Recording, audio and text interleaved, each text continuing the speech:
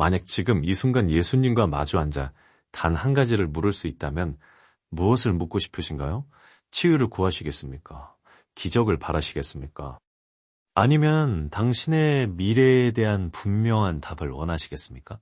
하, 예수님과 함께 걸었고 그분의 기적을 직접 보았으며 그분의 가르침을 바로 곁에서 들었던 제자들은 무엇이든 물을 수 있었습니다. 그러나 그들이 보고 경험한 모든 것 가운데 그들이 요청한 것은 단 한 가지였습니다. 주님, 우리에게 기도하는 법을 가르쳐 주십시오. 이 사실을 한번 곰곰이 생각해 보십시오. 그들은 예수님께서 물 위를 걸으시는 것을 보았고 폭풍을 꾸짖어 잠잠하게 하시는 것을 보았으며 아무것도 없는 곳에서 음식을 늘리셨고 죽은 자를 살리시는 것을 목격했습니다. 그러나 그들은 주님, 우리에게 기적을 행하는 법을 가르쳐 주십시오. 라고 말하지 않았습니다. 주님, 당신처럼 설교하는 법을 가르쳐 주십시오라고도 하지 않았습니다. 그들은 예수님께서 하신 모든 일의 능력이 그분의 기도 생활에서 나온다는 것을 깨달았습니다. 그들은 만약 예수님처럼 기도하는 법을 배운다면 예수님처럼 살 수 있다는 것을 알게 되었습니다. 이제 솔직해집시다. 우리 가운데 매일 기도하지만 정말로 하나님과 연결되어 있다고 느끼지 못하는 사람이 얼마나 많습니까? 기도하면서도 마치 천장을 향해 말하는 것 같다고 느낀 적은 몇 번이나 있었습니까? 혹은 꾸준함을 유지하는데 어려움을 겪고 있지는 않습니까? 며칠은 기도하다가도 삶이 바빠지면 어느새 기도는 뒷전이 되어버립니다. 당시만 그런 것이 아닙니다. 많은 신자들이 기도가 중요하다는 것은 알고 있지만 예수님께서 하신 방식으로 기도하는 법을 배워본 사람은 많지 않습니다. 바로 그 이유 때문에 우리는 이 영상을 만들었습니다. 이 영상에서 우리는 단지 예수님께서 무엇을 기도하셨는지를 말하는 데서 멈추지 않을 것입니다.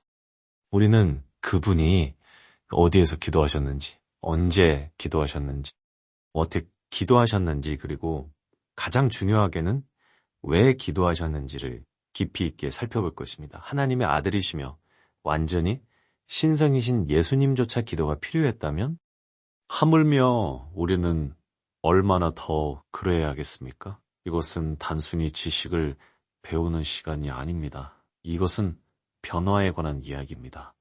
당신의 기도가 왜 공허하게 느껴졌는지, 왜 효과가 없는 것처럼 느껴졌는지, 왜 꾸준함을 유지하기 어려웠는지 고민해 본 적이 있다면, 혹은 하나님과 더 깊은 관계를 원해왔다면 이 영상은 바로 당신을 위한 것입니다. 오늘 우리는 스승 되신 그분께 직접 배웁니다. 시작하기 전에 이 영상을 좋아요 눌러주시는 것을 잊지 마세요. 그것은 하나님의 메시지가 더 많은 사람들에게 전해지도록 돕습니다. 처음 오신 분이라면 환영합니다.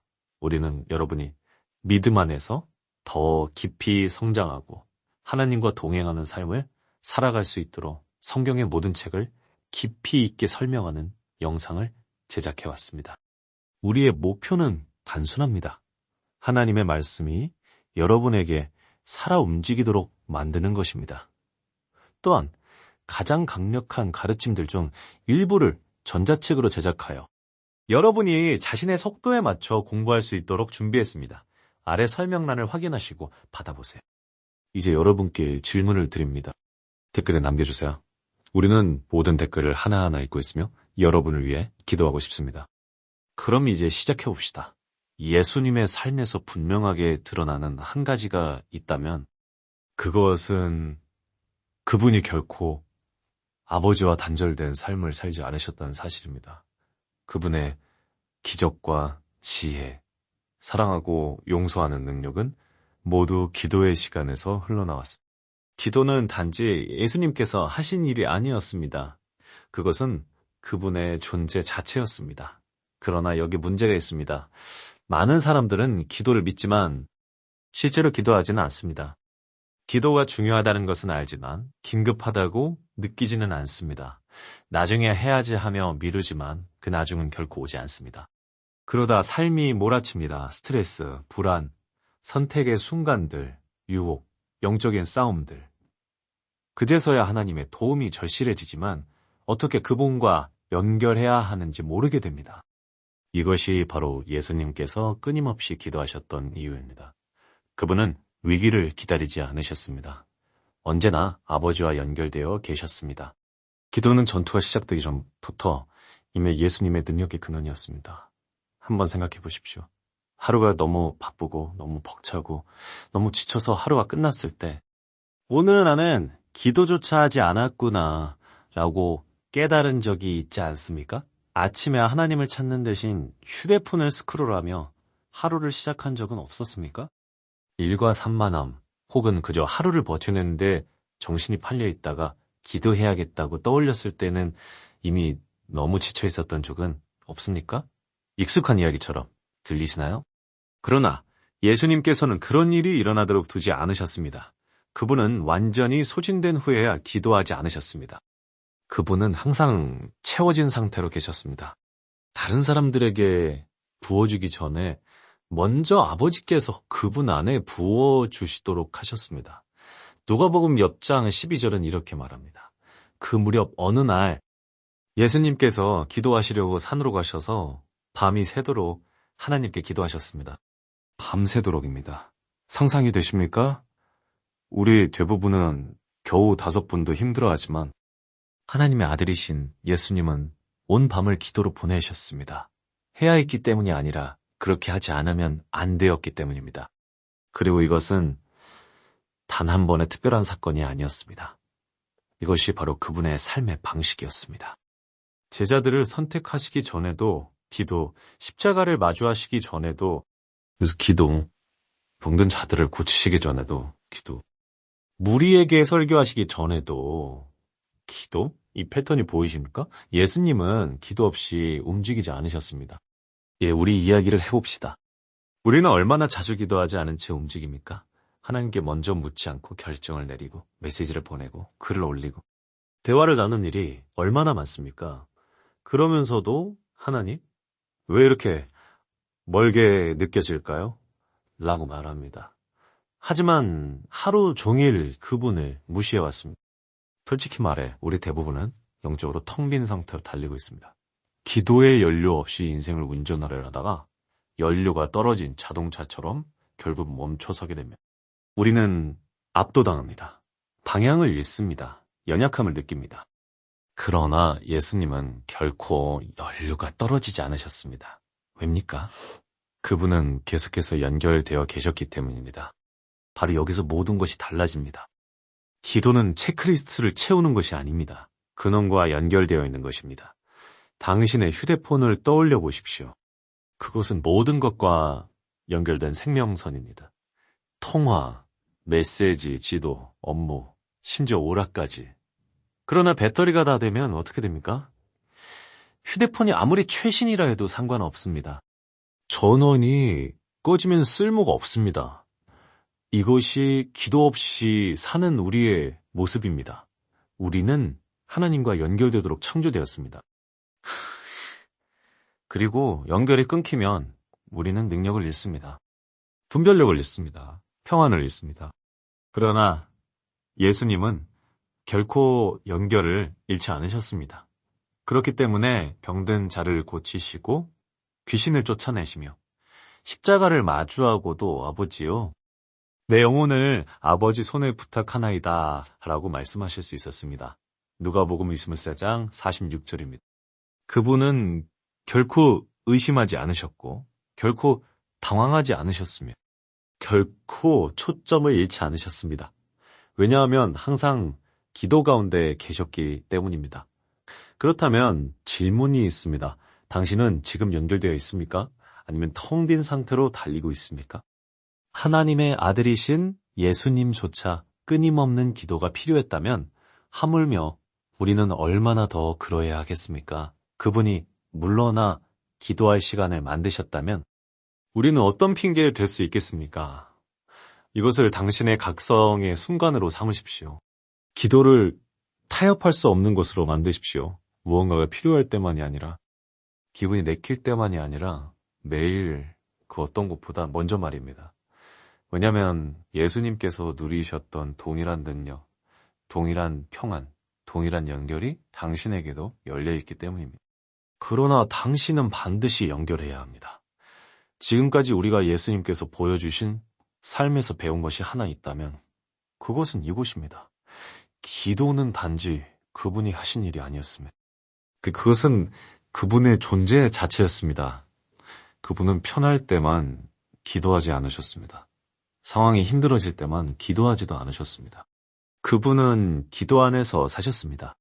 그리고 하나님의 아들이신 예수님께서 아버지와의 깊고 끊임없는 연결이 필요했다면 하물며 우리는 얼마나 더 그러해야 하겠습니까? 그러나 여기서 또 하나의 질문이 생깁니다.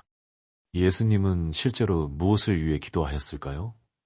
그분이 자주 기도하셨다는 것을 아는 것과 그분이 어떻게 기도하셨는지를 들여다보는 것은 전혀 다른 문제입니다.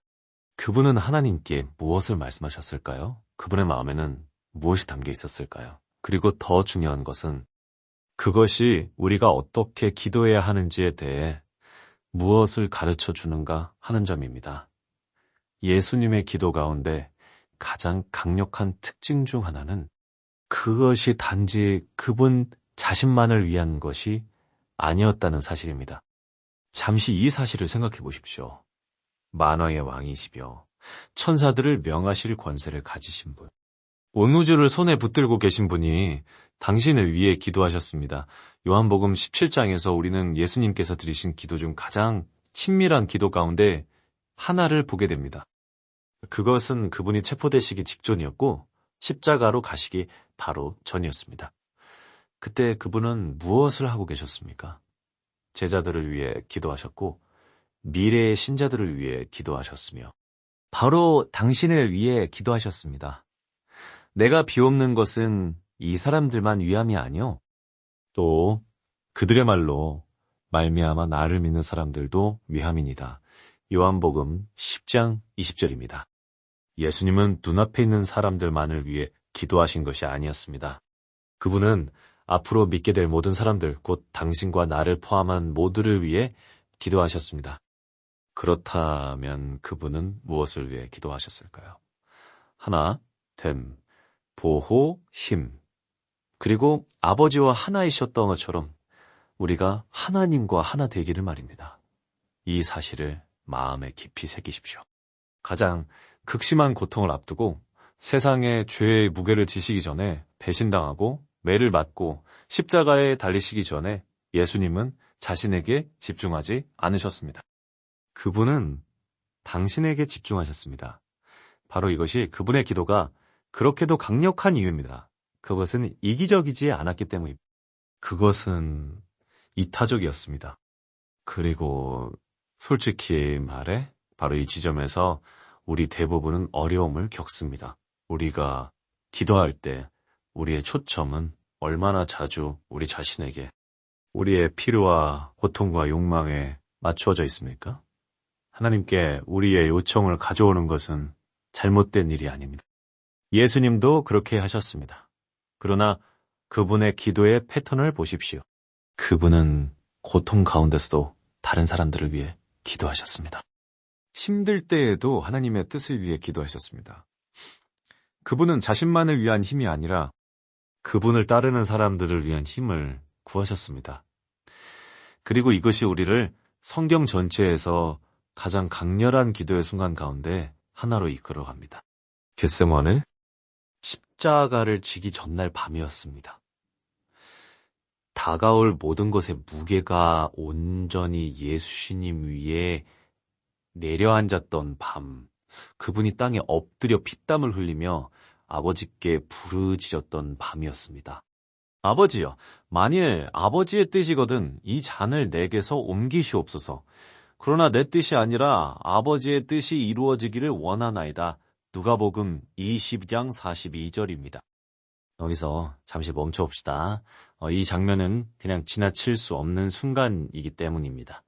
병든 자를 고치시고 죽은 자를 살리시며 폭풍을 잠잠케 하시고 물 위를 걸으셨던 그 예수님이 극심한 고통 가운데 계셨습니다. 십자가의 무게, 다가올 고난의 아픔은 그분에게 너무도 벅찼습니다. 그럼에도 불구하고 그 부분은 여전히 순복하셨습니다. 내 푸는 사연이라 아버지의 뜻이 이루어지기를 원합니다. 이것이 모든 것을 바꾸는 기도입니다. 그리고 솔직히 말해 이것이 우리가 가장 드리기 어려워하는 기도이기도 합니다. 순복은 어렵기 때문입니다. 상황이 이해되지 않을 때 하나님을 신뢰하는 것은 어렵습니다. 주님, 저는 이것이 싫습니다. 이것을 원하지 않습니다. 하지만 그래도 주님을 신뢰해야 합니다. 라고 말하는 것은 어렵습니다. 그러나 바로 그것이 예수님께서 우리에게 보여주신 모습입니다. 기도는 우리가 원하는 것을 얻는 것만이 아닙니다. 고통스러울 때조차 하나님의 뜻에 우리 자신을 맞추는 것입니다. 그리고 여기서 중요한 점이 있습니다. 예수님은 기도하신 후에, 순복하신 후에 자신의 목적을 향해 곧바로 걸어 나아가셨습니다. 그분은 도망치지 않으셨고 맞서 싸우지도 않으셨습니다. 다가올 일을 받아들이셨습니다. 왜입니까? 기도가 그분에게 힘을 주었기 때문입니다. 그리고 그것이 예수님께 그렇게 했다면 당신에게도 그렇게 할 수 있습니다. 이제 우리의 삶으로 가져와 봅시다. 이것이 당신의 기도 방식을 어떻게 바꿔야 할까요? 초점을 바꾸십시오. 예수님은 다른 사람들을 위해 기도하셨습니다. 당신은 누구를 위해 기도하고 있습니까? 결과를 내려놓으십시오. 예수님은 자신의 뜻을 주장하지 않으셨고 하나님의 길을 신뢰하셨습니다. 당신도 그렇게 할 수 있겠습니까? 기도 안에서 힘을 찾으십시오. 예수님은 겟세마네에 들어가실 때보다 더 강해진 상태로 그것을 떠나셨습니다. 당신은 기도가 당신을 강하게 하도록 허락하고 있습니까? 아니면 마지막 수단으로만 사용하고 있습니까? 예수님의 기도는 단지 강력했던 것이 아니라 변화시키는 기도였습니다. 상황만 바꾼 것이 아니라 그분 자신을 변화시켰습니다. 그리고 우리가 진정으로 그분의 본 따른다면 우리 역시 변화될 것입니다. 지금까지 예수님의 기도 생활을 통해 배운 것이 하나 있다면 기도는 단순한 습관이 아니라 그분이 하신 모든 일에 기초했다는 사실입니다. 그것은 부수적인 것이 아니었습니다. 시간이 남을 때 끼워 넣는 것이 아니었습니다. 그것은 그분의 첫 번째 움직임이었고 가장 높은 우선순위였으며 아버지와의 직접적인 연결이었습니다. 그리고 예수님께서 중대한 결정을 앞두셨을 때 이 사실은 더욱 분명해집니다. 대부분의 사람들은 어떻게 결정을 내립니까? 분석하고 장단점을 따져보고 검색하고 스트레스를 받고 친구들에게 조언을 구한 뒤 마지막 수단으로 급히 기도하며 잘 되기를 바랍니다. 그러나 예수님은 완전히 반대의 길을 가셨습니다. 사역에서 가장 중요한 결정 가운데 하나였던 12 제자를 선택하기 전에 예수님은 브레인스토밍을 하지 않으셨습니다. 전략을 세우지도 않으셨고 위원회를 구성하지도 않으셨습니다. 그분은 밤새도록 기도하셨습니다. 이 무렵에 예수께서 기도하시러 산으로 가서 밤이 새도록 하나님께 기도하시고 날이 밝자 제자들을 불러 그 중에서 12를 택하여 사도라 칭하셨다. 누가복음 6장 12절에서 13절입니다. 잠깐만 멈춰볼 수 있을까요? 이 부분은 정말 중요하기 때문이다. 하나님의 아들이시며 말씀이 육신이 되신 분, 이미 사람들의 마음을 아셨던 예수님께서도 결정을 내리기 전에 온 밤을 기도로 보내셨습니다. 왜였을까요? 그분은 완전히 하나님이셨지만 동시에 완전히 사람이셨기 때문입니다. 그리고 그분은 참된 하나님의 사람이 어떻게 결정을 내려야 하는지를 몸소 보여주셨습니다. 서두르지 않고 추측하지 않으며 먼저 아버지의 뜻을 구하는 것입니다. 이제 솔직해집시다. 우리 대부분은 결정을 내리기 전에 온 밤을 기도하지 않습니다. 어떤 사람들은 겨우 5번도 기도하지 않으면서 왜 계속 잘못된 선택을 하는지 의아해합니다. 한번 생각해 보십시오. 기도하지 않은 채 결정을 내렸다가 나중에 후회한 적이 몇 번이나 있습니까? 괜찮아 보였지만 결국 당신을 소진시킨 그 직장, 하나님께 묻지도 않고 시작했다가 지금은 혼란 속에 갇혀있는 그 관계, 그 투자, 그 이사, 그 약속. 처음에는 좋아 보였지만 사실상 한 번도 진지하게 기도하지 않았던 모든 선택된 말입니다. 이것이 오늘날 많은 사람들이 저지르는 실수입니다. 우리는 먼저 움직입니다. 그리고 나중에 기도합니다. 그러나 예수님은 기도가 단지 우리의 계획 위에 하나님의 축복을 더시피는 것이 아님을 보여주십니다. 그것은 우리의 마음을 하나님의 계획에 맞추는 것입니다. 솔직히 말해봅시다. 만약 예수님께서 논리적으로 가장 그럴듯한 기준으로 제자들을 선택하셨다면 어떻게 되었을까요? 세상의 기준을 따랐다면 가장 교육받은 사람들, 가장 권력 있는 사람들, 가장 종교적인 사람들을 선택하셨을 것입니다. 바리새인들, 대제사장들, 학자들을 택하셨을 것입니다. 그러나 온 밤을 기도로 보내신 후에 그분이 선택하신 사람들은 어부들, 세리 한 사람, 열심당원 한 사람, 이름 없는 평범한 사람들이었습니다. 왜입니까? 하나님의 길은 우리의 길보다 높기 때문입니다. 그분의 지혜는 우리의 지혜보다 깊습니다. 그리고 세상에 어리석어 보이는 것이 종종 하나님께서 사용하시기를 원하시는 바로 그것입니다. 이는 내 생각이 너희의 생각과 다르며 너희의 길은 내 길과 다름이라. 여호와의 말씀이니라. 이사야 55장 8절입니다. 그래서 예수님은 인간적인 판단이 아니라 하나님의 계시의 근거에 결정을 내리기 위해 기도하셨습니다. 그리고 하나님의 아들이신 예수님조차 아버지를 먼저 구하지 않고는 큰 결정을 내리지 않으셨다면 하물며 우리는 얼마나 더 그래야 하겠습니까? 그런데 여기서 정말 중요한 질문이 나옵니다. 우리는 얼마나 자주 기도를 첫 선택이 아니라 예비 계획처럼 취급합니까? 우리는 먼저 데이트를 시작합니다. 그리고 나중에 하나님께 묻습니다. 먼저 계약서에 서명합니다. 그리고 그 후에 기도합니다. 먼저 새로운 도시로 이사합니다. 잘 되기를 바라기만 합니다. 그리고 일이 잘못되면 외칩니다. 하나님, 왜 저를 막아주지 않으셨나요? 하지만 진실은 이것입니다. 하나님은 애초에 가라고 말씀하신 적이 없습니다. 우리가 묻지 않았을 뿐입니다. 이것이 바로 예수님의 본이 그렇게도 강력한 이유입니다. 그분은 문제가 생겼을 때만 기도하지 않으셨습니다. 움직이기 전에 기도하셨습니다. 그리고 바로 그것이 우리가 시작해야 할 방식입니다. 그래서 묻고 싶습니다. 지금 당신의 삶에서 가장 큰 결정은 무엇입니까? 관계입니까? 직업의 변화입니까? 인생의 중대한 전환점입니까? 그 일에 대해 기도했습니까? 정말로 기도했습니까? 하나님, 잘되게 해주세요. 나는 짧은 기도가 아니라 하나님, 제 뜻이 아니라 주님의 뜻을 보여주세요. 라는 깊은 기도 말입니다. 왜냐하면 진실은 이것이기 때문입니다. 그것에 대해 기도할 시간이 없다면 그것을 할 시간도 없는 것입니다.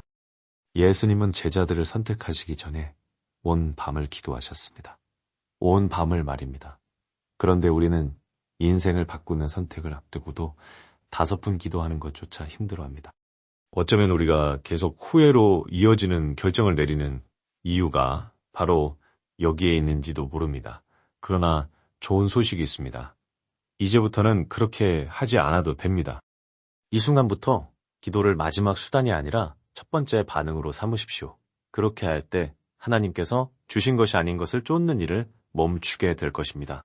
당신을 소진시키는 상황 속으로 스스로 걸어 들어가는 일도 멈추게 될 것입니다. 당신 하나님의 계획에 결코 포함되지 않았던 일들의 시간을 낭비하는 것을 멈추게 될 것입니다. 그리고 대신 심적인 분별력과 목적, 그리고 평안 가운데 움직이기 시작할 것입니다. 왜냐하면 더 이상 자신의 욕망을 따르는 것이 아니라 그분의 음성을 따르게 될 것이기 때문입니다. 예수님의 기도 생활에서 우리가 배울 수 있는 것이 하나 있다면 그것은 이것입니다. 기도는 공허한 말이 아닙니다. 그것은 관계입니다. 예수님은 의무감으로 기도하지 않으셨습니다. 종교적인 체크리스트의 일부이기 때문에 기도하지도 않으셨습니다. 그분은 기도해야 했기 때문에 아버지와의 그 연결을 갈망하셨기 때문에 그리고 기도가 전쟁이 승리로 바뀌는 자리임을 아셨기 때문에 기도하셨습니다. 그러나 우리가 자주 놓치는 한 가지가 있습니다. 예수님은 자신만을 위해 기도하지 않으셨습니다. 그분은 끊임없이 다른 사람들을 위해 기도하셨습니다. 이 점을 한번 생각해 보십시오. 만약 누구든지 스스로 충분할 수 있었다면 바로 예수님이셨을 것입니다. 그분은 완전한 하나님이셨고 신적인 권세 가운데 행하시며 병든 자를 고치고 귀신을 쫓아내고 죽은 자를 살리셨습니다. 그럼에도 불구하고 그분은 반복해서 중보하셨습니다. 스스로 설 수 없는 사람들을 위해 그 자리에 서셨습니다. 그분은 제자들을 위해 기도하셨습니다. 그분은 잃어버린 자들을 위해 기도하셨습니다.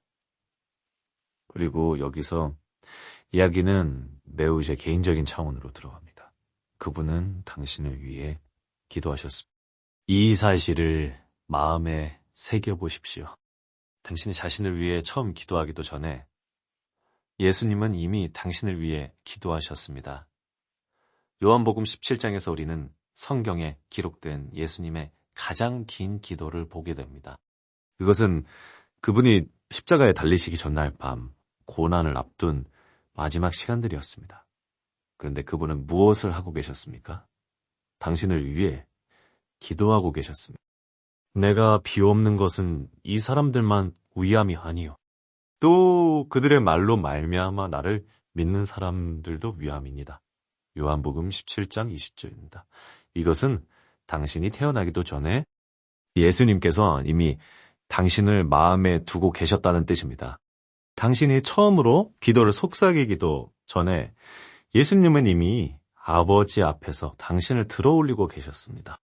당신이 은혜를 필요로 하기 전부터 예수님은 하나님께 당신을 은혜로 덮어달라고 구하고 계셨습니다. 그분은 단지 제자들만을 위해 기도하신 것이 아니었습니다. 그분은 그들 이후에 올 모든 신자들을 위해 기도하셨습니다. 그 안에는 당신이 포함됩니다. 그 안에는 나도 포함됩니다. 그렇다면 예수님은 정확히 무엇을 위해 기도하셨을까요? 당신이 강건해지기를, 보호받기를, 다른 신자들과 하나 되기를 원하셨습니다. 그리고 하나님의 사랑의 깊이를 알게 되기를 바라셨습니다. 아버지여, 내게 주신 자들도 나 있는 곳에 나와 함께 있어 내 영광을 보게 하시기를 원하옵나이다. 요한복음 17장 24절입니다. 예수님의 가장 큰 소망은 당신이 그분과 함께 있는 것이었고 어떤 것도 그분에게서 당신을 떼어놓지 못하는 것이었습니다. 그러나 여기서 모든 것을 바꾸는 부분이 있습니다. 예수님께서 우리를 위해 기도하셨다면 그것은 우리가 어떻게 기도해야 하는지에 대해 무엇을 의미할까요? 그것은 우리가 예수님께서 우리를 위해 기도하셨던 것과 같은 간절함으로 다른 사람들을 위해 기도하도록 부름받았다는 뜻입니다. 너무 자주 우리의 기도는 자기 중심적이 됩니다. 하나님, 저를 도와주세요. 하나님, 저를 축복해 주세요. 하나님, 저를 위해 문을 열어주세요. 물론 개인적인 기도를 드릴 자리는 분명히 있습니다. 그러나 우리의 궁극적인 본이신 예수님께서 그렇게 많은 시간을 다른 사람들을 위해 중보하는 데 사용하셨다면 우리도 그렇게 해야 하지 않겠습니까?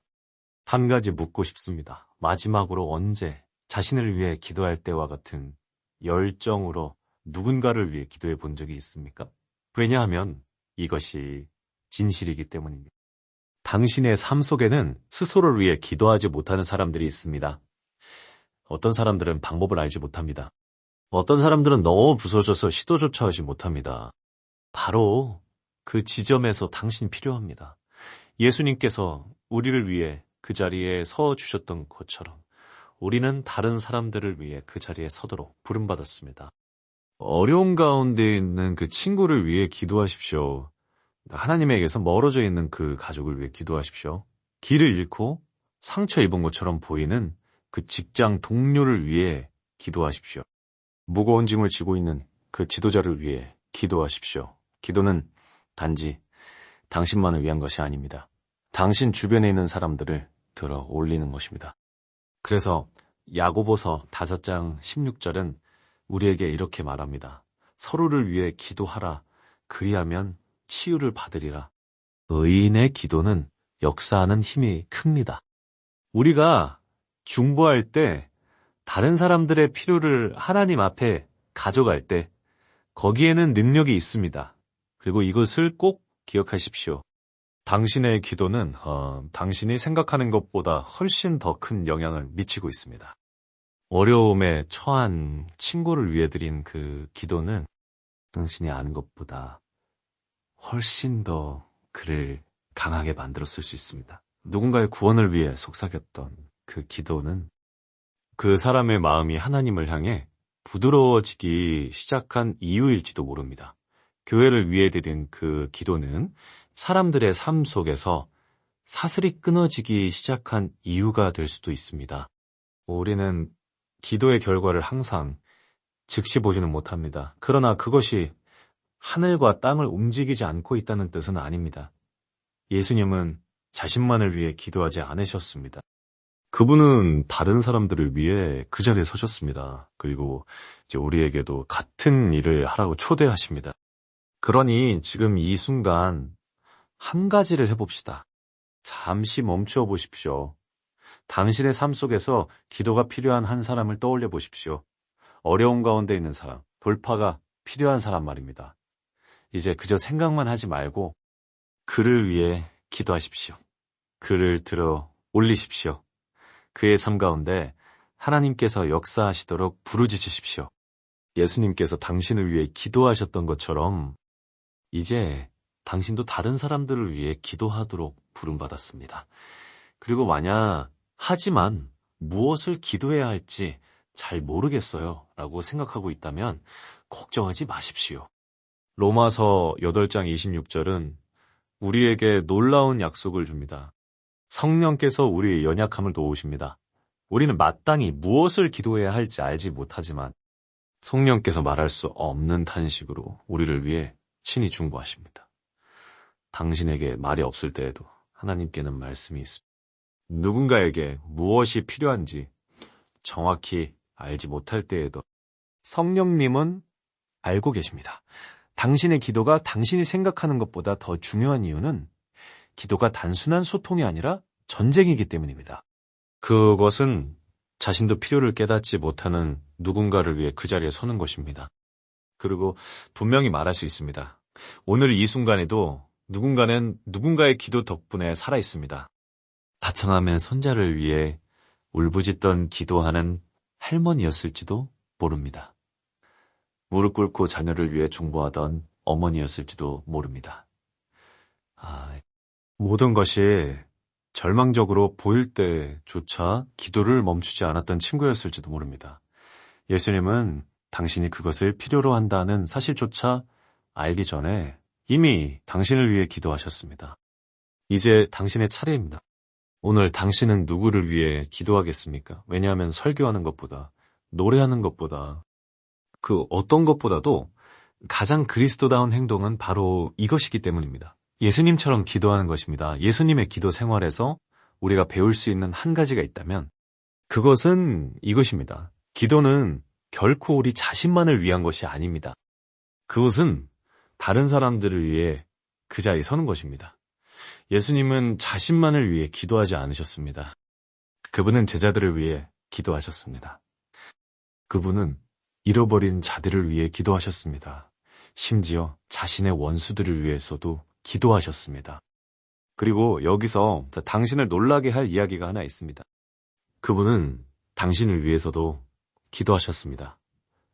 당신이 단 한 번의 기도도 속삭이기 전부터, 은혜가 필요하다는 사실조차 알기 전부터 예수님은 이미 아버지 앞에서 당신을 들어 올리고 계셨습니다. 이 사실을 한번 생각해 보십시오. 누가복음 22장 31절에서 32절에서 예수님은 가장 담대하고 가장 직설적인 제자였던 베드로를 향해 예상치 못한 말씀을 하십니다. 시몬아, 시몬아, 사탄이 너희를 밀가부르듯 하려고 요구하였으나 그러나 내가 너를 위하여 내 믿음이 떨어지지 않기를 기도하였노니, 이 말씀을 들으셨습니까? 예수님은 베드로가 곧 넘어질 것을 알고 계셨습니다. 그분은 베드로가 자신을 부인할 것을 알고 계셨고 그의 믿음이 흔들릴 것도 알고 계셨습니다. 그러나 정죄하는 대신 예수님은 그를 위해 기도하셨습니다. 이 사실을 마음에 새기십시오. 예수님은 베드로가 실패할 것을 아셨지만 그 실패가 일어나기도 전에 이미 그의 회복을 위해 기도하셨습니다. 그리고 베드로가 실패 속에 머물지 않고 다시 일어나 더 강해질 수 있었던 이유는 예수님께서 이미 그를 위해 중보하셨기 때문입니다. 이제 이 질문을 한번 생각해 보십시오. 누군가의 돌파가 당신의 기도 너머에 있다면 어떻겠습니까? 당신의 기도가 잃어버린 친구가 하나님께로 돌아오는 이유가 될 수 있다면 어떻겠습니까? 당신의 중보가 흔들리는 신자를 붙들어주는 덮개가 될 수 있다면 어떻겠습니까? 당신의 기도가 누군가를 인생을 바꾸는 결정으로부터 지켜주는 유일한 것이 될 수도 있다면 어떻겠습니까? 이것이 바로 중보의 능력입니다. 그리고 예수님은 이것을 베드로에게만 하신 것이 아닙니다. 성경에서 가장 깊은 장면 가운데 하나는 요한복음 17장에서 발견됩니다. 그곳에서 예수님은 성경에 기록된 가장 긴 기도를 드리십니다. 그런데 그분이 무엇을 위해 기도하셨는지 아십니까? 바로 당신입니다. 내가 비옵는 것은 이 사람들만 위함이 아니요 또 그들의 말로 말미암아 나를 믿는 사람들도 위함이니이다. 요한복음 멜곡장 20절입니다. 십자가를 지시기 전 마지막 시간에 예수님은 당신을 생각하고 계셨습니다. 당신이 태어나기 전부터 스스로를 위해 기도할 생각조차 하기 전부터 예수님은 이미 당신을 위해 기도하고 계셨습니다. 그렇다면 그분은 무엇을 위해 기도하셨을까요? 당신이 강건해지기를, 보호받기를, 다른 신자들과 하나 되기를, 하나님의 사랑의 깊이를 알게 되기를 바라셨습니다. 이것은 단순히 기분 좋은 생각이 아닙니다. 이것이 바로 예수님의 마음입니다. 그분은 언제나 중보하셨고 언제나 그 자리에 서셨으며 언제나 다른 이들을 아버지 앞에 들어 올리셨습니다. 극심한 고통 가운데 십자가 위에 달리셨을 때에도 모욕당하고 조롱당하며 배신당하셨을 때에도 그분은 여전히 다른 사람들을 위해 기도하셨습니다.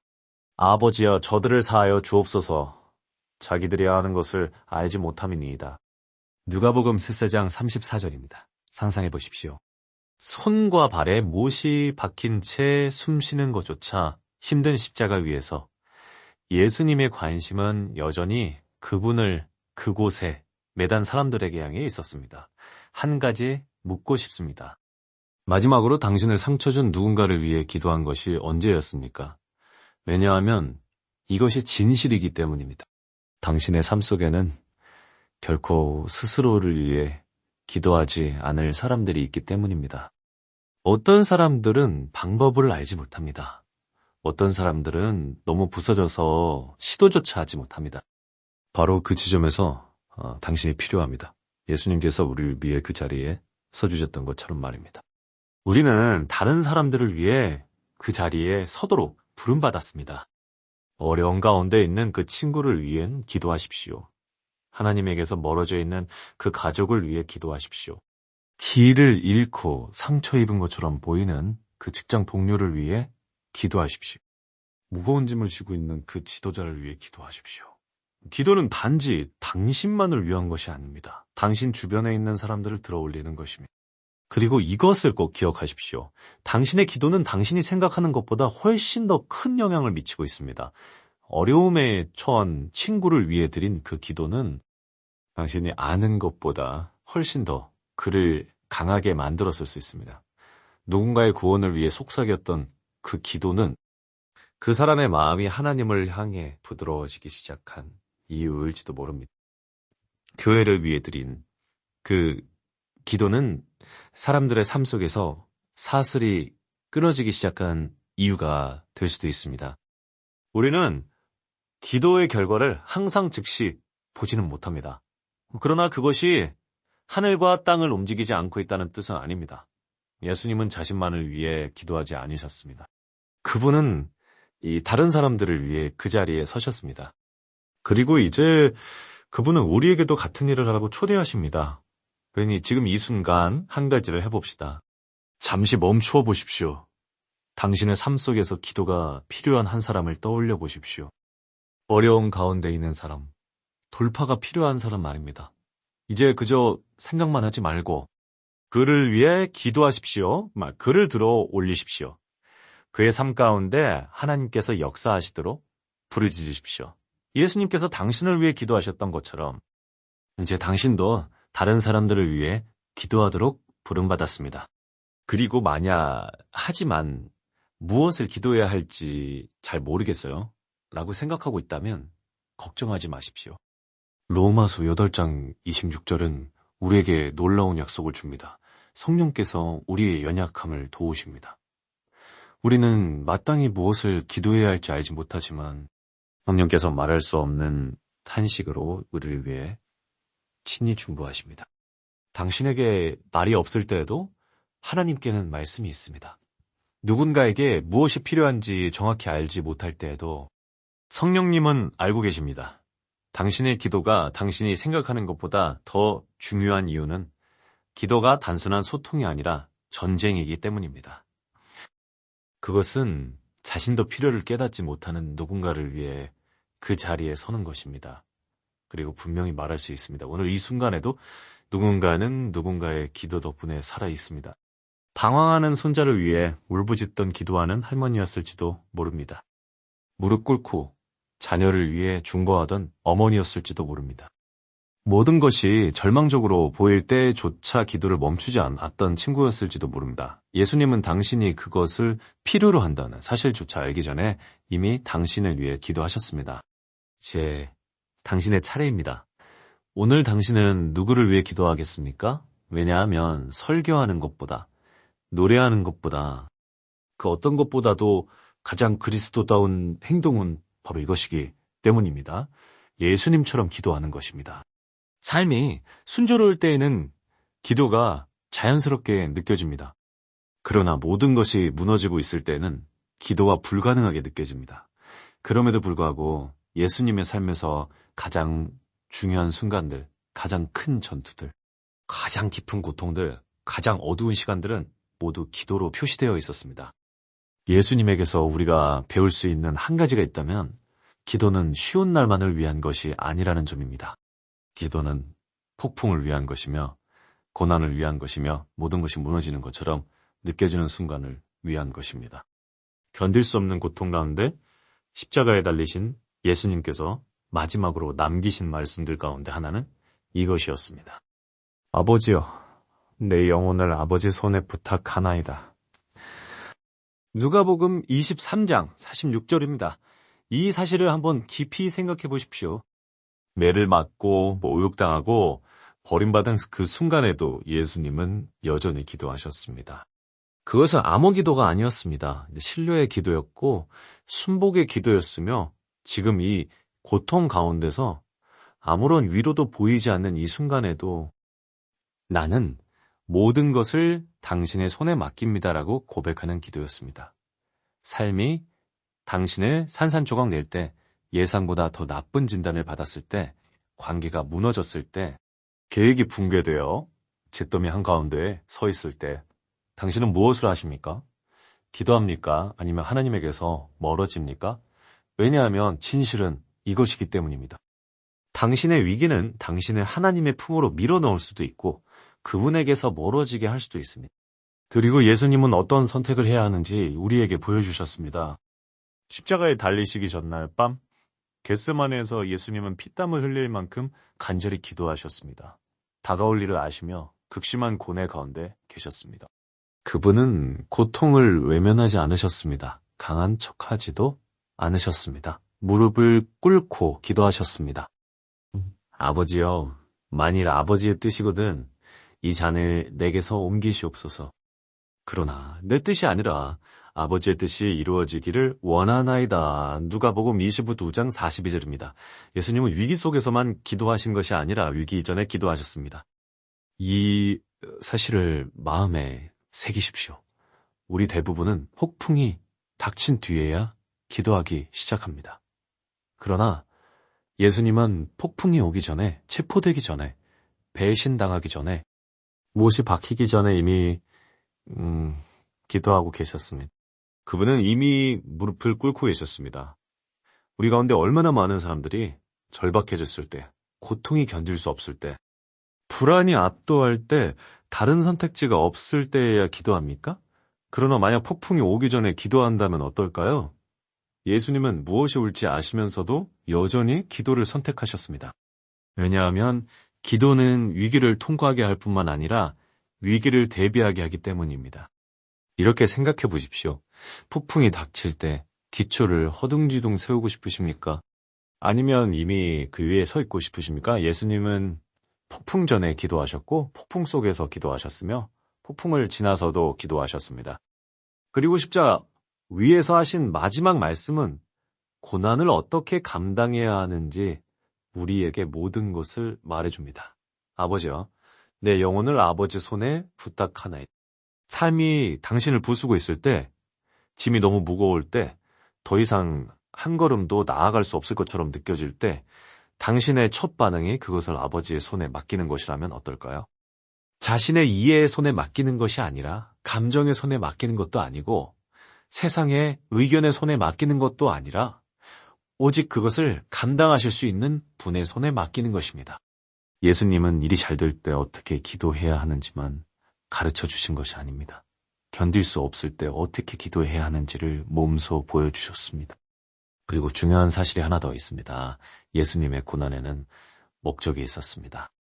그 순간에는 십자가가 패배처럼 보였고 상실처럼 보였으며 끝처럼 보였습니다. 그러나 사흘 후 모든 것이 바뀌었습니다. 당신의 고난은 당신 이야기의 끝이 아닙니다. 그 폭풍, 그 상실, 그 싸움은 마지막이 아닙니다. 예수님의 고난이 부활로 이어졌던 것처럼 하나님은 지금도 당신이 아직 보지 못하는 방식으로 당신의 고통을 통해 일하고 계십니다. 그러나 여기에는 한 가지 열쇠가 있습니다. 당신은 그것을 기도로 통과해야 합니다. 그러니 묻고 싶습니다. 지금 당신은 폭풍 한가운데 있습니까? 당신이 감당하기에는 너무 무거운 것을 지고 있습니까? 그 고통이 너무 깊어 기도조차 입하기 힘듭니까? 당신은 혼자가 아닙니다. 예수님은 이미 당신이 있는 그 자리에 계셨습니다. 그리고 그분의 보는 우리가 무엇을 해야 하는지를 정확히 보여줍니다. 그래도 기도하십시오. 말이 떠오르지 않더라도 할 수 있는 것이 하나님, 도와주세요 라고 속삭이는 것뿐이더라도 얼굴을 타고 눈물만 흐를 뿐이더라도 그래도 기도하십시오. 왜냐하면 진실은 이것이기 때문입니다. 하나님께서 감당하지 못하실 만큼 큰 폭풍은 없습니다. 그리고 어쩌면 오늘 당신의 기도는 예수님께서 가장 어두운 순간에 들으셨던 바로 그 기도여야 할지도 모릅니다.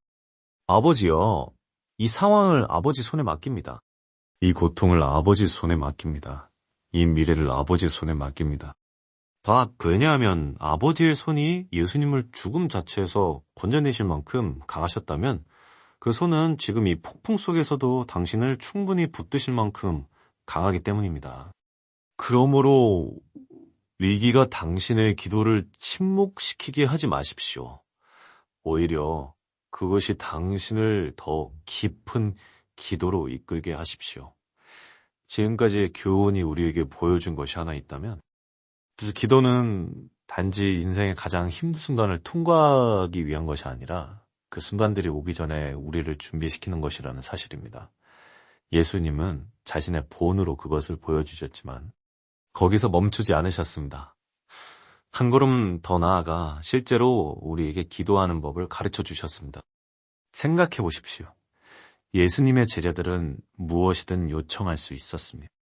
기적을 행하는 법을 가르쳐 달라고 할 수도 있었고, 당신처럼 설교하는 법을 가르쳐 달라고 할 수도 있었으며, 귀신을 쫓아내는 법을 가르쳐 달라고 할 수도 있었습니다. 그러나 그들은 그렇게 하지 않았습니다. 대신 단 한 가지를 요청했습니다. 주님, 우리에게 기도하는 법을 가르쳐 주십시오. 누가복음 11장 1절입니다. 왜였을까요? 그들은 예수님의 기도 생활 안에서 무언가 다른 것을 보았기 때문입니다. 무언가 강력한 것, 자신들에게 반드시 필요하다고 느낀 것을 본 것입니다. 그리고 예수님은 우리가 주기도문이라고 부르는 기도로 그 요청에 응답하셨습니다. 그 기도는 하나님을 믿지 않는 사람들조차 외울 수 있을 만큼 널리 알려진 기도입니다. 그러나 여기에는 문제가 있습니다. 대부분의 사람들은 이 기도의 능력을 깨닫지 못한 채 이 기도를 드린다는 것입니다. 이 기도는 아무 생각 없이 반복하라고 주어진 대본이 아니었습니다. 그것은 참된 기도의 능력을 여는 청사진이었고 신적인 구조였습니다. 그리고 이것을 하나하나 살펴보면 예수님께서 우리에게 하나님과 실제로 연결되는 기도의 단계별 길을 주셨다는 사실을 알게 됩니다. 하늘에 계신 우리 아버지여, 이름이 거룩히 여김을 받으시오며. 하하, 예수님은 예배로 시작하십니다. 하나님이 누구신지를 인정하는 것입니다. 주목하십시오. 그분은 요청으로 시작하지 않으셨고 문제로 시작하지 않으셨습니다. 관계로 시작하셨습니다. 우리 아버지 멀리 계신 신도 아니고 손댈 수 없는 존재도 아닙니다. 아버지입니다. 당신은 기도할 때 하나님께 그렇게 나아갑니까? 사랑하는 아버지께 나아가는 아들처럼 나아갑니까? 아니면 엄격한 주인을 만족시키려 애쓰는 종처럼 나아갑니까? 그리고 이어서 이름이 거룩히 여김을 받으시오며. 예수님은 기도가 우리에 관한 것이 아니라 그분에 관한 것임을 상기시켜 주십니다. 우리의 걱정과 욕망과 필요에서 시선을 돌려 하나님의 위대하심으로 초점을 옮기는 것입니다. 나라가 임하시오며 뜻이 하늘에서 이루어진 것 같이 땅에서도 이루어지이다. 이것이 바로 순복입니다. 무언가를 구하기 전에 예수님은 먼저 하나님의 뜻에 우리 자신을 맞추라고 말씀하십니다. 얼마나 많은 사람들이 기도를 거꾸로 드리고 있습니까? 하나님께서 무엇을 원하시는지 묻기도 전에 먼저 우리가 원하는 목록부터 내미는 것입니다. 그러나 참된 기도는 하나님을 설득해 우리의 뜻을 이루게 하는 것이 아닙니다.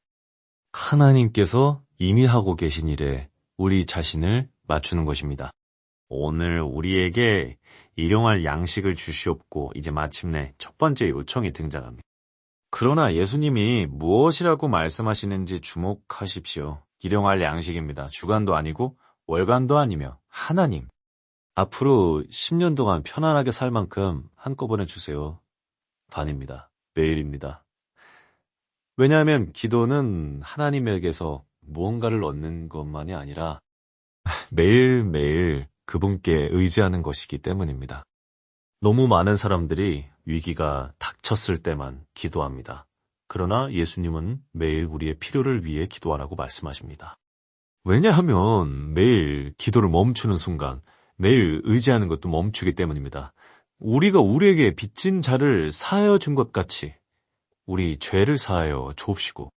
이제 이야기는 매우 현실적으로 다가옵니다. 예수님은 용서를 구하라고 말씀하시지만 다른 사람을 용서할 준비가 되어 있을 때에만 그렇게 하라고 하십니다. 우리 가운데 얼마나 많은 사람들이 하나님의 자비를 구하면서도 원망과 쓴뿌리와 분노를 붙들고 있습니까? 예수님은 분명히 말씀하십니다. 용서하지 않으면 기도를 막습니다. 만약 당신의 기도가 공허하게 느껴진다면 스스로에게 이렇게 물어보십시오. 내가 아직 용서하지 못한 사람은 누구인가? 우리를 시험에 들게 하지 마시고 다만 악에서 구하옵소서. 예수님은 우리가 끊임없이 유혹과 죄와 원수와의 전쟁 가운데 있음을 인정하십니다. 기도는 단지 구하는 것이 아니라 보호하는 것입니다. 유혹이 오기 전에 그것을 막아달라고 기도한 것이 언제였습니까? 아니면 이미 넘어지고 난 뒤에야 기도합니까? 예수님은 말씀하십니다. 전투 전에 기도하라고 말입니다. 나라와 권세와 영광이 영원히 아버지께 있사옵나이다. 그리고 그분은 시작하셨던 것처럼 예배로 기도를 마치십니다. 왜냐하면 기도는 문제만을 다루는 것이 아니라 관점을 바꾸는 것이기 때문입니다.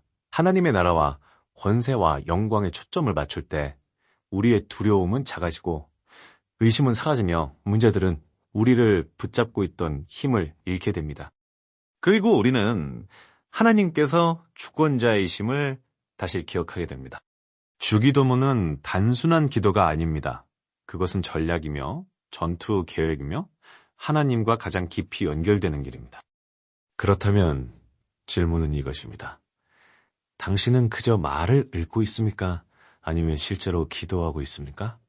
왜냐하면 예수님은 이 기도를 가르치기만 하신 것이 아니라 그대로 사셨기 때문입니다. 그리고 우리가 능력 있는 기도를 드리고 싶다면 이제 우리도 그렇게 해야 합니다.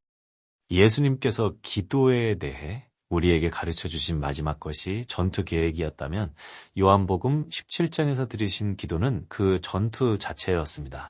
그것은 예수님께서 십자가를 앞두고 계시다는 것을 아시면서도 자신을 위해서가 아니라 우리를 위해 기도하신 순간이었습니다. 그렇다면 그분은 무엇을 위해 기도하셨습니까? 우리가 부자가 되기를, 성공하기를, 심지어 안전하기를 위해서도 아니었습니다. 예수님은 하나됨을 위해 다 기도하셨습니다. 내가 비옵는 것은 이 사람들만 위함이 아니요. 그들의 말로 말미암아 나를 믿는 사람들도 위함이니 아버지여. 아버지께서 내 안에 내가 아버지 안에 있는 것 같이 그들도 다 하나가 되게 하려미이니라. 요한복음 17장 20절에서 21절입니다. 아버지께 구하실 수 있는 수많은 것들 가운데 예수님은 하나됨을 구하셨습니다. 왜였을까요? 예수님은 원수가 하나님의 백성을 공격하기 위해 사용할 가장 큰 무기 가운데 하나가 분열이라는 사실을 알고 계셨기 때문입니다. 그리고 이것이 바로 오늘날 우리가 보고 있는 모습이 아니겠습니까? 사소한 의견 차이로 갈라지는 교회들, 교만과 용서하지 않음과 정치로 인해 끼어지는 가정들. 함께 기도하기보다 서로 다투는 신자들 말입니다. 마귀는 교회를 파괴할 필요조차 없습니다. 분열시키기만 하면 되기 때문입니다. 예수님은 그것을 알고 계셨습니다. 그래서 십자가를 앞두고 기록된 마지막 기도는 개인적인 구원만을 위한 것이 아니라 공동체의 하나됨을 위한 것이었습니다. 그렇다면 질문이 생깁니다. 왜 하나됨이 그렇게 중요할까요? 왜 예수님은 다른 모든 것보다 하나됨을 우선하셨을까요? 신자들이 분열될 때 세상은 우리 안에 계신 그리스도를 볼 수 없기 때문입니다. 그들도 다 하나가 되어 우리 안에 있게 하사 세상으로 아버지께서 나를 보내신 것과 또 나를 사랑하신 같이 그들도 사랑하신 것을 알게 하려 함이니이다. 요한복음 1장 23절입니다. 이것은 매우 강력한 선언입니다. 예수님은 세상이 하나님을 보는 방식이 우리가 서로 사랑하는 모습을 통해 드러난다고 말씀하십니다. 이는 곧 그리스도인들이 서로 다툴 때마다, 신자들이 서로 등을 돌릴 때마다, 교만과 상처와 자아가 분열을 만들어낼 때마다 우리는 세상에 예수님을 보지 못하도록 가로막고 있다는 뜻입니다. 그래서 하나됨은 단지 좋은 생각이 아닙니다. 그것은 영적 전쟁이며 원수는 그것을 가장 두려워합니다. 초대 교회가 하나 되어 한마음으로 행하고 성령으로 충만했을 때 어떤 일이 일어났는지 보십시오. 기적이 터져 나왔고 수천 명이 그리스도교로 나왔으며 교회는 능력 가운데 폭발적으로 성장했습니다. 그러나 분열이 스며들자마자 거짓 교사들이 일어나고 논쟁이 시작되었으며 교회들은 갈라지기 시작했습니다. 사탄은 분열된 교회가 약한 교회라는 것을 알고 있습니다. 그리고 솔직히 말해 우리는 그 함정에 그대로 빠져버렸습니다. 사소한 논쟁들이 신자들을 얼마나 갈라놓았는지 생각해 보십시오. 나처럼 예배하지 않으면 너는 구원받지 못했다는 말. 내 의견에 동의하지 않으니 내 신학은 틀렸다는 말. 우리가 투표하는 방식이 다르다는 이유로 너를 사랑할 수 없다는 말. 이것은 예수님께서 기도하셨던 교회가 아닙니다. 이것은 그분이 쌓으며 지켜내려 하셨던 하나됨이 아닙니다. 그런데도 우리는 그것을 정당화합니다. 취향과 선호를 이유로 서로를 무너뜨리는 것이 의로운 것처럼 행동합니다. 그러나 하나됨은 획일성을 의미하지 않습니다. 모든 문제에 대해 완전히 같은 생각을 해야 한다는 뜻이 아닙니다. 그것은 우리의 차이에도 불구하고 그리스도의 사랑과 서로를 향한 사랑에서 우리를 떼어놓는 어떠한 것도 허락하지 않겠다는 결단입니다. 왜냐하면 서로를 가족으로 보지 않는 순간 우리는 이미 전투에서 패배했기 때문입니다. 이것이 바로 예수님의 기도가 오늘날까지도 울려 퍼지는 이유입니다. 하나됨은 선택사항이 아니라 명령이기 때문입니다. 예수님은 그것을 위해 기도하셨습니다. 그렇다면 우리는 그것을 위해 싸울 준비가 되어 있습니까? 분명히 말하자면 하나됨은 수동적인 것이 아닙니다. 단지 갈등을 피하는 것이 아닙니다. 적극적으로 화평을 추구하는 것입니다. 옳을 때에도 용서하는 것을 의미합니다. 동의하지 않을 때에도 사랑하는 것을 의미합니다. 험담하는 대신 마음이 불편한 사람들을 위해 기도하는 것을 의미합니다. 그렇게 할 때 우리는 개인적인 돌파만 경험하는 것이 아니라 영적인 부흥을 보게 됩니다. 교회가 마침내 하나가 될 때 신자들이 서로 싸우는 것은 멈추고 함께 기도하기 시작할 때 우리의 교만과 원한과 이기심을 내려놓을 때 놀라운 일이 일어납니다. 세상은 예수님을 보게 됩니다. 이것이 바로 그분이 기도하셨던 것입니다. 이제 진짜 질문은 이것입니다. 우리는 우리의 삶으로 그 기도에 응답할 것입니까? 예수님께서 반복해서 보여주신 한 가지가 있다면 기적은 저절로 일어나는 것이 아니라 기도 가운데서 태어난다는 사실입니다. 모든 초자연적인 역사, 모든 치유의 행위, 모든 하나님의 능력의 나타남 이전에 예수님은 기도하셨습니다. 그런데도 오늘날 많은 신자들은 하나님의 능력을 보기를 원하면서 그것을 여는 바로 그 열쇠를 소홀히 여깁니다. 예수님의 삶에 나타난 패턴을 보십시오. 오병이어를 나누시기 전에 그분은 그것을 하늘을 향해 들고 기도하셨습니다. 마태복음 14장 19절입니다. 나사로를 죽음에서 살리시기 전에 사람들이 믿게 하시려고 큰 소리로 아버지께 감사하셨습니다. 요한복음 10장 41절에서 42절입니다. 병자를 고치시기 전에, 귀신을 쫓아내시기 전에, 폭풍을 잠잠케 하시기 전에 예수님은 기도하셨습니다. 그것은 결코 보여주기식이 아니었습니다. 아버지와의 동역이었습니다. 그리고 여기서 많은 사람들이 놓치는 부분이 있습니다. 기도는 예수님께 있어 단지 덧붙여진 생각이 아니었습니다. 그것은 단지 말이 아니었습니다. 그것은 그분의 권세의 근원 그 자체였습니다. 그리고 바로 이 부분을 우리가 반드시 이해해야 합니다. 우리는 기적을 원하지만 기도는 피하는 세대에 살고 있습니다. 우리는 돌파를 원하지만 하나님을 찾기 위해 이른 아침에 일어나지 않습니다.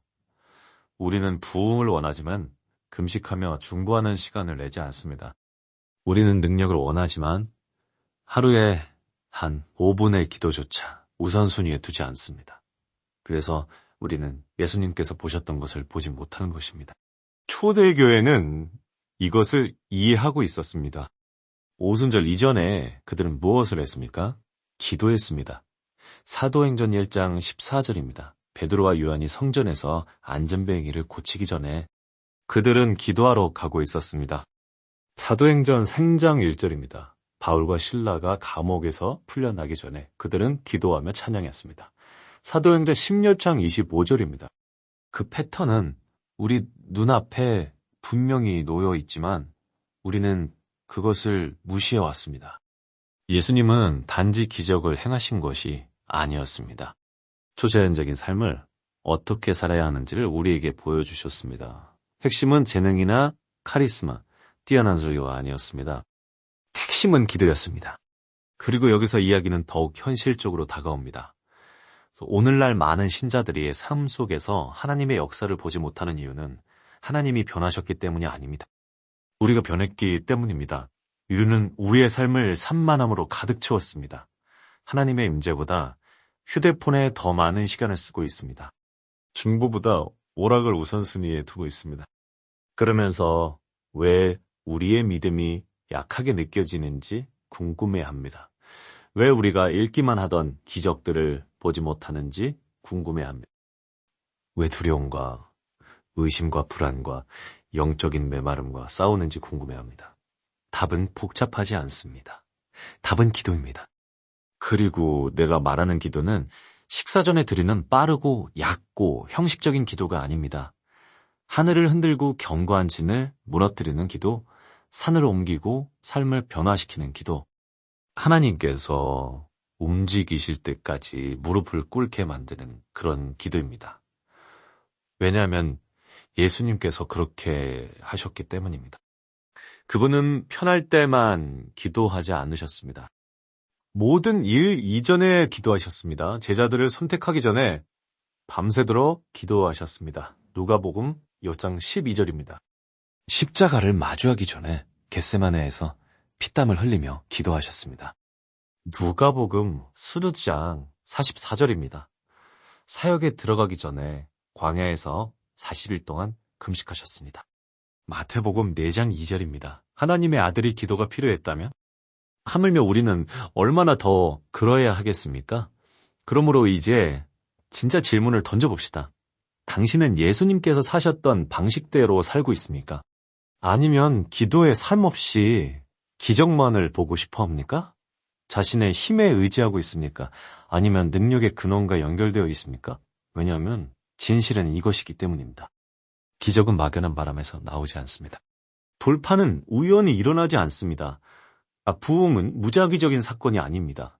그것은 신자들이 기도로 돌아올 때, 변명을 멈추고 하나님을 위한 시간을 만들기 시작할 때, 기도를 마지막 수단이 아니라 첫 번째 우선순위로 삼을 때 찾아옵니다.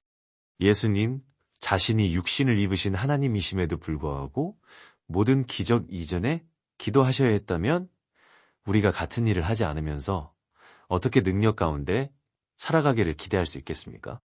이제는 기도에 대해 말만 하는 것을 멈추고 실제로 기도하기 시작할 때입니다. 왜냐하면 가장 위대한 기적들은 예수님과 같은 기도의 삶 저편에서 우리를 기다리고 있기 때문입니다.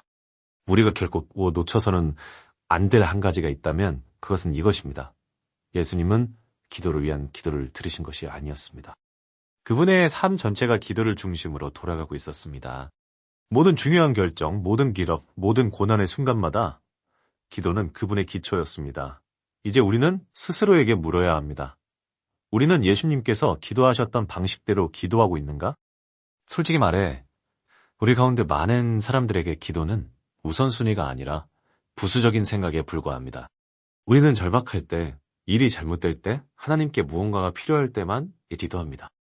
그러나 그것이 예수님께서 보여주신 기도의 삶이었습니까? 그분의 삶을 보십시오. 기도는 단순한 습관이 아니었습니다. 그것은 그분의 능력의 근원이었습니다. 제자들을 선택하시기 전에 그분은 밤새도록 기도하셨습니다. 누가복음 6장 12절입니다. 기적을 행하시기 전에 그분은 기도하셨습니다. 요한복음 11장 41절입니다. 십자가를 마주하기 전에 그분은 피땀을 흘릴 만큼 강렬하게 기도하셨습니다. 누가복음 20장 44절입니다. 그렇다면 우리는 어떻습니까? 우리의 기도 생활을 그분의 기도 생활과 비교해 본다면 과연 같은 강도를 알아볼 수 있겠습니까? 우리 대부분은 편할 때만 기도합니다. 예수님은 모든 것을 치러야 할 때 기도하셨습니다. 우리 대부분은 기분이 내킬 때 기도합니다. 예수님은 영혼이 극심한 고통 가운데 있을 때 기도하셨습니다. 우리 대부분은 마지막 수단으로 기도합니다. 예수님은 첫 번째 반응으로 기도하셨습니다. 그래서 그분은 능력 가운데 걸으셨습니다. 그리고 우리는 그렇지 않습니다. 우리는 하나님의 입재와 기적과 돌파를 경험하고 싶다고 말하지만 그것을 가져오는 바로 그 한 가지를 위해 시간을 내기를 거부합니다. 솔직해집시다. 오늘 당신은 소셜미디어에 얼마나 많은 시간을 썼습니까? 영상을 보고 메스부를 하고 메시지를 보내고 일하고 걱정하는데 얼마나 많은 시간을 보냈습니까? 이제 그것을 실제로 기도하며 하나님을 찾는 데 쓴 시간과 비교해 보십시오. 솔직히 말해 우리 가운데 많은 사람들에게 기도는 뒷전입니다. 그러면서 왜 하나님의 음성을 듣지 못하는지 의아해합니다. 왜 그분과 멀게 느껴지는지 궁금해합니다. 왜 죄와 불안과 두려움과 의심과 씨름하는지 궁금해합니다. 그러나 예수님을 보십시오. 그분은 항상 아버지와 연결되어 계셨습니다. 그래서 폭풍을 두려워하지 않으셨습니다. 그래서 신적인 권세 가운데 행하셨습니다. 그래서 무엇을 말하고 무엇을 해야 할지 정확히 알고 계셨습니다. 항상 하나님과 소통하고 계셨기 때문입니다. 예수님께서 그런 기도의 삶이 필요하셨다면 하물며 우리는 얼마나 더 그러해야겠습니까? 그렇다면 무엇이 바뀌어야 할까요? 첫째, 우리는 기도를 의무처럼 대하는 것을 멈추고 생명줄처럼 대하기 시작해야 합니다. 당신이 바다 한가운데에서 물 위에 떠 있으려고 애쓰고 있다고 상상해 보십시오. 누군가가 당신에게 밧줄을 던집니다. 당신은 기분이 내킬 때만 그것을 붙잡겠습니까? 아니면 가진 힘을 다해 붙잡겠습니까? 기도가 바로 그것입니다. 선택사항이 아닙니다. 생존입니다. 둘째, 우리는 하나님을 위해 실제적인 시간을 떼어놓아야 합니다. 회의 사이에 급히 드리는 기도가 아니라, 잠자리에 들기 전에 성의 없는 말이 아니라, 휴대폰을 스크롤하며 중얼거리는 하나님 도와주세요가 아니라, 진짜 기도 말입니다. 대가를 치르는 기도, 의도적인 시간을 요구하는 기도, 산만함에서 벗어나 하나님의 얼굴을 구하도록 만드는 기도 말입니다. 예수님은 새벽에 일어나 기도하셨습니다. 마가복음 1장 35절입니다. 군중을 떠나 따로 물러나 기도하셨습니다. 누가복음 5장 16절입니다. 밤을 새워 기도하신 적도 있습니다. 누가복음 6장 12절입니다. 그분이 그렇게까지 중요하게 여기셨다면 우리는 왜 그것을 선택사항처럼 취급합니까? 진실은 이것입니다. 우리의 영적 삶은 우리의 기도 생활보다 결코 강할 수 없습니다. 약한 기도를 드리면 우리의 믿음도 약해질 것입니다. 가끔씩만 기도하면 가끔씩만 하나님을 경험하게 될 것입니다.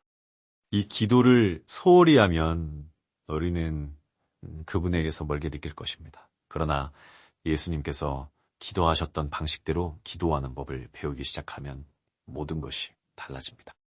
우리는 이전에는 보지 못했던 돌파를 보게 될 것입니다. 우리는 그 어느 때보다도 분명하게 하나님의 음성을 듣게 될 것입니다. 우리는 근원과 완전히 연결되어 있기 때문에 권세와 능력과 담대함 가운데 걷게 될 것입니다. 그래서 여기 도전이 있습니다. 오늘 당신의 기도 생활에서 바꾸게 될 한 가지는 무엇입니까? 하나님을 찾기 위해 더 일찍 일어나기 시작하겠습니까? 결정을 내리기 전에 기도하기 시작하겠습니까? 다른 사람들을 위해 더 의도적으로 기도하기 시작하겠습니까?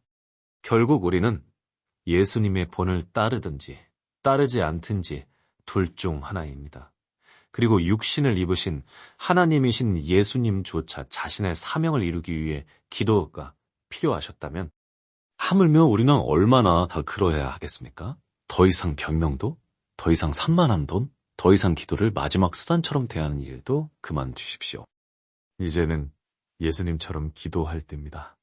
그리고 그렇게 할 때 우리의 삶은 결코 이전과 같지 않을 것입니다. 우리를 잠에서 깨워야 할 질문이 하나 있다면 그것은 이것입니다. 우리는 습관으로 기도하고 있습니까? 아니면 관계로 기도하고 있습니까? 만약 기도가 단지 체크리스트에 불과하다면 잠자기 전에 짧은 하나님 도와주세요 라면 혹은 인생이 힘들어질 때만 드리는 것이라면 우리는 예수님께서 가르치시려 했던 모든 것을 놓치고 있는 것입니다.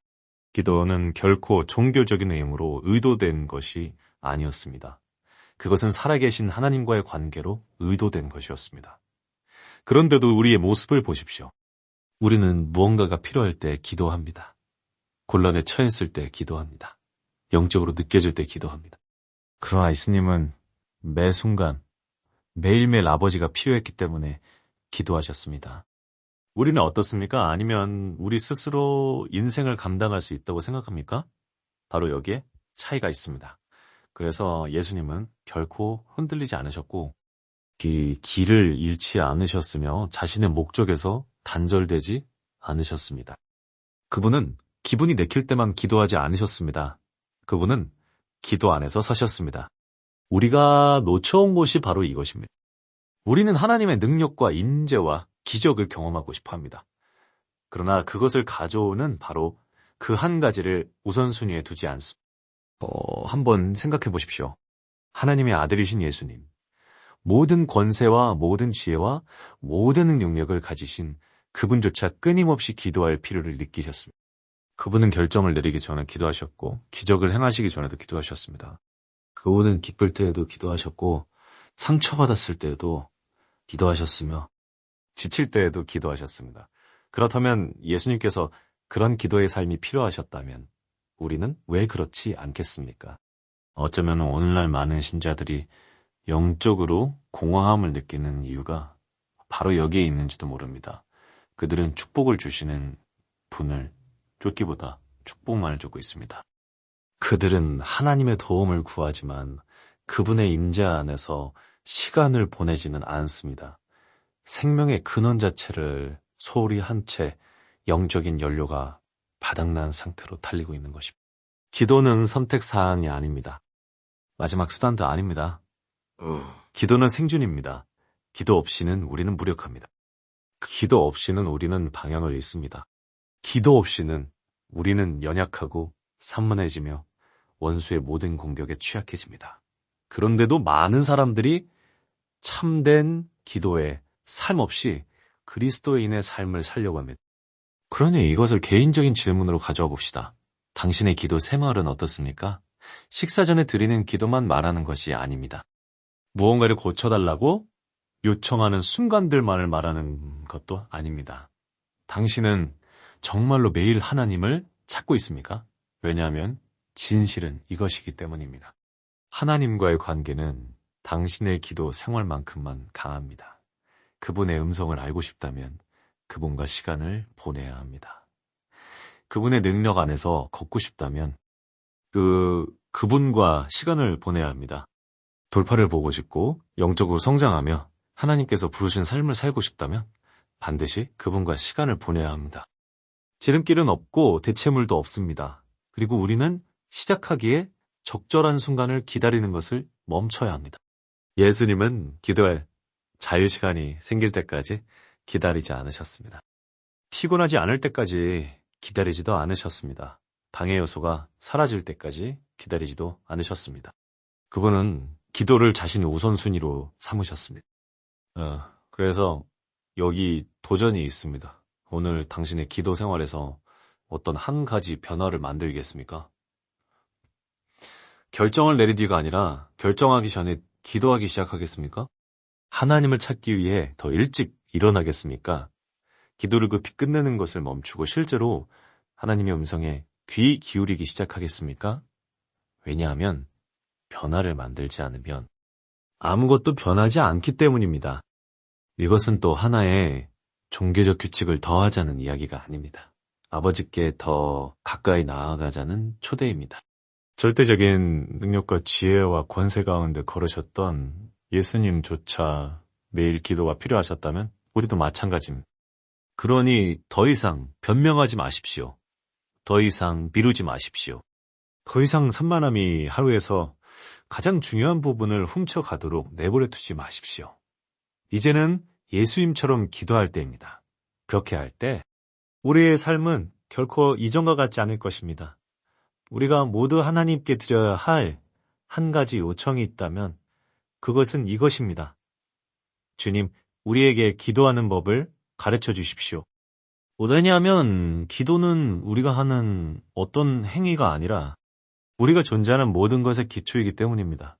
우리는 이 영상 내내 예수님께서 어떻게 기도하셨는지, 왜 기도하셨는지, 그것이 우리에게 무엇을 의미하는지를 살펴보았습니다. 그러나 이제는 지식만으로는 충분하지 않습니다. 이제는 이전과는 다른 방식으로 기도할 시간입니다. 어쩌면 당신은 기도에 어려움을 겪고 있을지도 모릅니다. 어쩌면 당신의 기도가 들려지지 않는 것처럼 느껴질지도 모릅니다. 어쩌면 어디서부터 시작해야 할지조차 모를 수도 있습니다. 그러나 여기에는 좋은 소식이 있습니다. 당신은 이 여정을 혼자 감당할 필요가 없습니다. 성령께서 우리를 도와 기도하게 하시고 예수님은 지금도 우리를 위해 중보하고 계시며 아버지는 당신이 더 가까이 오기를 기다리고 계십니다.